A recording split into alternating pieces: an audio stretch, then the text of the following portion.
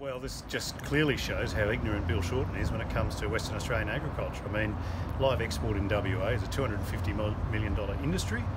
It affects the lives of so many people other than just the farmers. You know, you're talking about transporters, feed producers, all these other industries and communities affected by this industry in the north, the south, all over this state.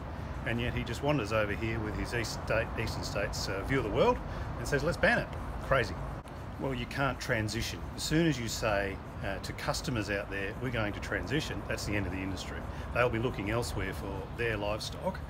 They'll go to countries that don't have the standards we do in WA and in Australia in general. And what happens then is the animal welfare outcome is actually worse. So we'll have more deaths on boats, just that they won't be Australian sheep. Now, if you want to go home and sleep at night as someone who likes animals and loves animals, then I think we want Australia in this market because we're the only ones with high standards. We've got Bill Shorten, the East Coast focused Labor leader, comes over here to talk to Metro Mark, the Perth focused Labor leader in WA. Doesn't care about anything that happens over the Darling Scarp. I think he's been to Kalgoorlie once for 2 hours in the whole time that he's been coming over to Western Australia. That's a disgrace.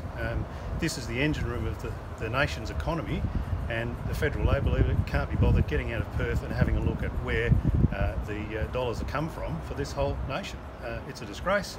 Just shows how ignorant they are when it comes to Western Australian issues. I think it's a dumb decision on the part of Labor. It shows they haven't learnt the lesson from 2011.